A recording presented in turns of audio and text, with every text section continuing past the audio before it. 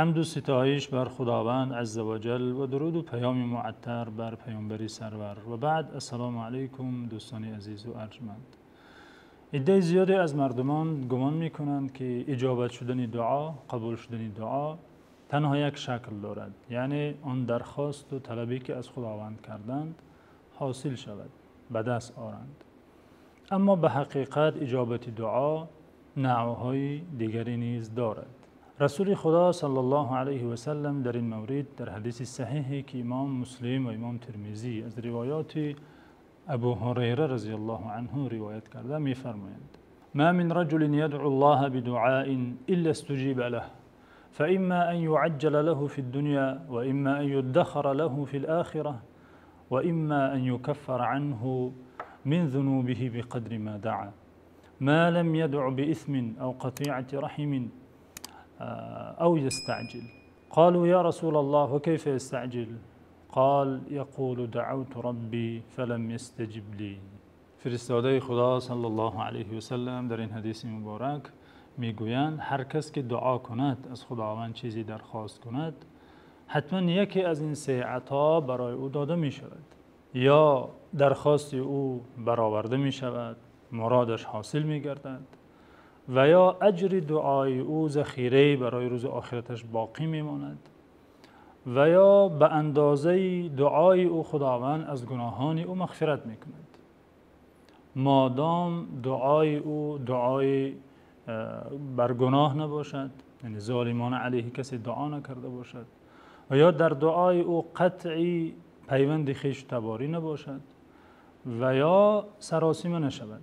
صحابگان پرسیدند یا رسول الله و کیف استعجل؟ سراسیمه شدن یعنی چگونه؟ فرمودند یقول دعوت ربی فلم یستجب لی. ناامید شده میگوید من دعا کردم، خداوند دعای مرا قبول نکرد و از دعا کردن دست میبردارد. یعنی هر دعایی که بنده مؤمن دعا میکند پس دانسته میشود که از بهره یا دنیوی و یا بهره اخروی خالی نیست. یا در دنیا نفعی می آرد، برایش درخواستش عملی می گردد، و یا مصیبت و آفت اثر او برطرف می شود به برکت این دعا، و یا اجرش در آخرت برایش ذخیره می شود. چون صحابگان این مژده زیبای نبوی را شنیدند گفتند اذن نکثر یا رسول الله. فرستاده خدا صلی الله علیه و سلم گفتند والله اکثر. یاران چون این مژده خوش شنیدن گفتند پس این گونه که باشد هر دعای ما که برای ما بهره آرد ما بیشتر دعا میکنیم.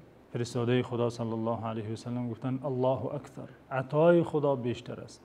هر اندازه شما دعا کنید بازم خداوند خزینه های لطف و رحمت و کرمش انتها ندارد.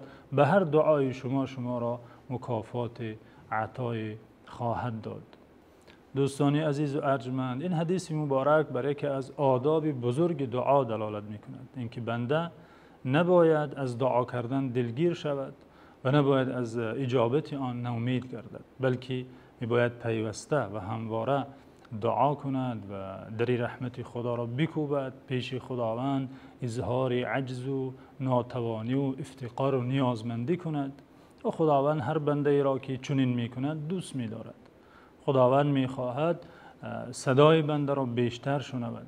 بعداً در آن چیزی که بنده می‌خواهد حاصل گردد، عملی شود، آن مرادی را که طلب می‌کند، بعضاً در حاصل گشتن آن زیان و ضرر است برایش، اما او خود نمی‌داند. و خداوند که از حال او آگاه است آن مراد را از او برطرف می‌سازد و چیزی دیگر برایش عطا می‌کند. یا در این وقتی که بنده می‌خواهد برای او زیان دارد، اما به تأخیر به وقت بعد در وقت دیگری برای او نفع دارد، خداوند به وقت دیگر او را برایش میرساند. بنابراین باید تسلیم به تدبیر خدا کرد و باید همیشه وظیفه بندگی که یکی از آن وظایف دعا کردن است پیوسته آن را اجرا کرد. اما عملی شدن و کی حاصل گشتن مراد این در دست خداوند است که بر مصالح منافع ما او آگاهی دارد. از این است که از بعض سلف صالح، از بعض پیشینیان نیکنام اسلام روایت است که می گفته لأنا اشد خشیة من ان احرم من الدعاء من ان احرم من الاجابه. من از این که از دعا محروم شوم بیمم بیشتر است از این که از اجابت محروم شوم. منظور محروم شدن از دعا، توفیقی دعا نصیب نشدن، ترک کردن دعا، این مصیبت سخت‌تر از این که دعا اجابت نشود. زیرا انسان اگر توفیق یابد و به دعا کردن موفق شود، دست دعا بردارد، به این و یا آن شکل دعایش برای او خیر می آرد. بنابراین این عارف بالله می گفتند من از این خوف دارم که از دعا محروم شوم. خوفم بیشتر از این است نسبت به آنی که از اجابت دعا محروم مانم.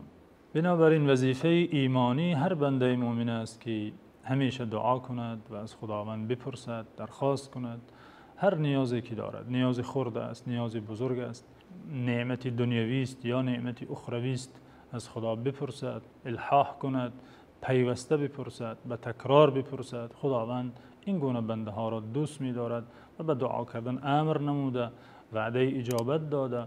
دعا خود عبادت است، بلکه مغز عبادت است، همان گونه که در احادیث صحیح وارد شده است. به امید توفیق پیوسته دعا کردن و به امید اجابت دعاها. خداوند یار و مددگار شما.